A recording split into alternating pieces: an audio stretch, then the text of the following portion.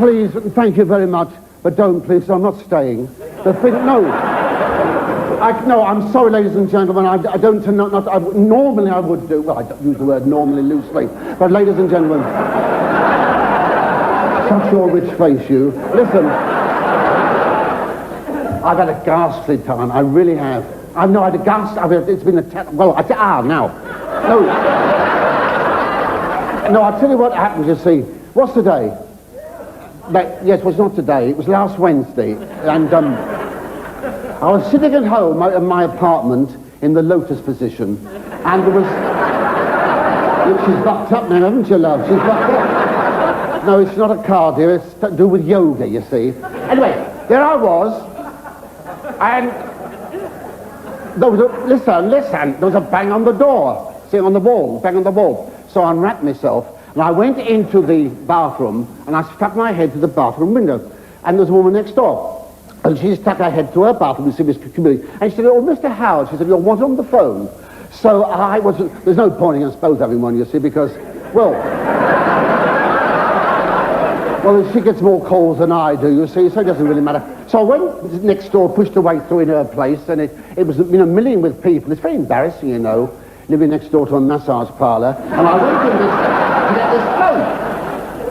And I said, Miss Howard here, and this extraordinary voice came through. Louis here?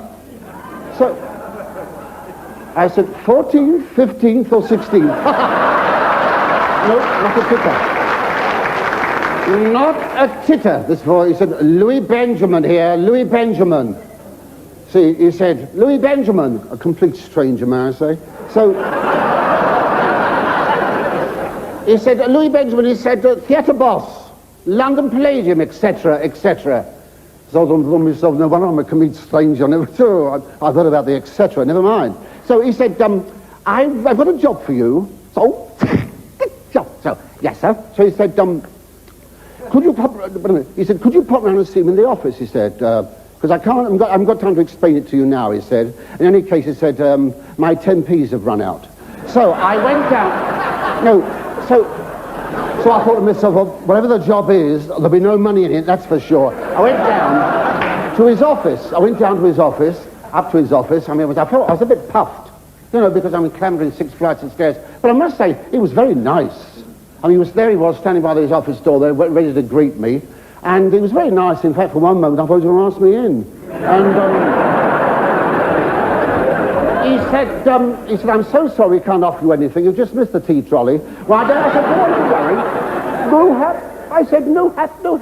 What do you want, sir? Well, he said, as you know, these days I run the Royal Variety Show, he said.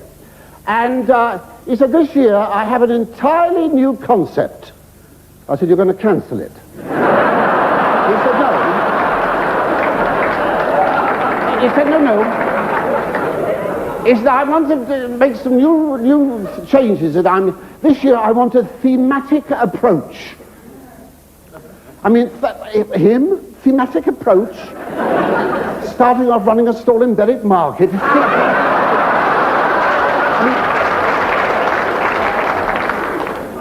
The only thematic approach he had then was selling ladies' knickers. I mean, there he was. So you see, I want some changes. I want to give this show the common touch. So I thought, well, that won't be difficult for a start. Common touch? I've never seen anything, God help it, I've never seen anything like it. I mean, look in the Royal Reception Room. The Royal Reception Room brought back of the Royal Box. I mean, all right, yes, a bar, possibly. But a till, I mean, it's... I mean, he's got a car.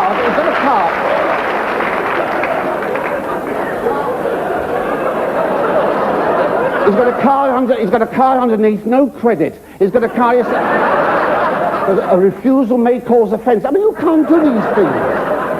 You take, I tell you this, my swear to changes, common, I tell you this, next year, if he has his way, this will be the Royal Command Bingo. You'll see. Well, can you imagine the royal visitor? I mean, gets a full card. They have to shout, Palace. I mean, you can't do it. It's coming. So, no, what? no, I said, so Mr. Benjamin, I said, what do you want me for exactly? Well, he said, I tell you what, he said, this year, he said, we're not having a load of tatty old comics. Just you. I said, may I ask, doing what? He said, yes. I said, I'll tell you what, he said. He said, at the end of the show, he said, we've got a big scenery change. And I said, I'm very sorry, I said, my union doesn't allow me to hold. He said, no. He said, no. He said, want you to walk on, he said, and fill in. See, I couldn't resist the temptation almost, but anyway. Fill in with a few, just say a few words. He said, don't worry. Doesn't have to be anything important. You just get on, he said, because when he goes out on television, they'll almost certainly cut it out. So he said, don't worry. So I nearly told him where to go and what to do when he got there, and I thought, now, calm, Francis, calm. Be your calm, lovable self, I thought. After all, it is for charity, it's a good cause. So I said, all right, Mr. Benjamin, I will acquiesce. Now, what do I do? Well, he said, come to the theatre, he said. I said, what one? He said, Drury Lane. Oh, I said, you've hired Drury Lane? Well, we are going up in the world, aren't we? I said, Drury Lane. He said, now, get there early, if you can, a bit earlier, before the stars get there. And he said, what we'll do... He said, he said, we'll chat about what you're going to do. Well, I've had a ghastly journey. I've had a ghastly journey. Well, we started off, I was late, you see. Got a taxi, got this taxi driver, jabber. I thought he drove me mad. Told me all about how he always wanted to be a taxi driver, you know, and how even when he was a little baby, he used to go the long way round to the bottle, all the old things. I was telling him, you know, how I wanted always to be a comic, and he said, well, one day perhaps with a bit of luck and all that silly nonsense. Then we got to along the road here to the Strand, demonstration. Right in the middle of a big demonstration. Do you know what for? Isn't it ludicrous? It was a demonstration against big demonstrations. Yes, my life, there are big placards up, down with big demonstrations, it holds up the traffic. Which this one did. So there I was, in this taxi. I said, I'll get out now. I said, don't worry, I'll get out. I said, I'm going to walk. Don't mess about here, I'm late. And of course, no money. No money, you see. Got me another suit on. The suit I use for the big occasions, you see. I don't know why you're looking so quiet. I'm not the only one here tonight who never carries money. I don't see anything wrong with that. I gave this taxi driver an IOU, and I walked the rest of the way. And quite uneventful. There was just a couple of autographs, 3 autographs and 2 muggins. And you see, I had no money. I had to give them IOUs as well, the muggins. And I got outside the theatre. All these people milling about, waving and cheering. I thought, oh dear, I didn't know Arthur Scargill was coming in tonight. And that was cheering. You see? And I was pushing your way through and pushing. You see, and after a while it can be fun. But that's for another night. Anyway, then we go. And I came inside here, the stage doorkeeper. He said, who are you? I said, I'm Frankie Howerd. He said, I thought you were dead. I said, you'll be joining me in a minute if you're not careful. Stand aside. So I went in there, came in, there he is, waiting for me, of course. The Thing from Outer Box Office, Louis Benjamin. Face like thunder. It makes me jittery. He said, you got a script? I said, well, of course I've got a script. I said, I've got a lovely script here. I said, it's been specially written, I said, by Pamela Stevenson. And I said, this will be it.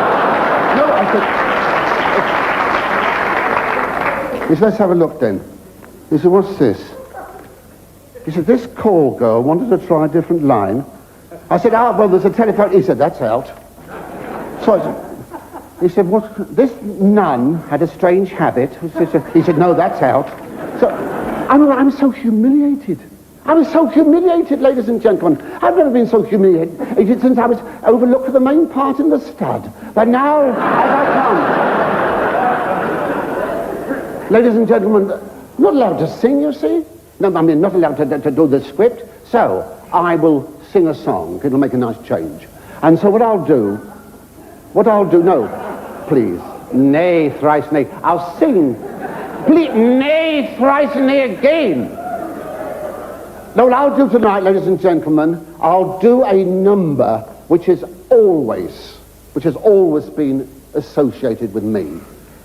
There's no business like show business. Who's doing it? What now? But my number? This is the final straw, ladies and gentlemen. This is just too much. Never mind, I suppose, make do. All right, no hat. Well, ladies and gentlemen, if someone's going to do my number, there's no one that I would rather see do it than the grand finale.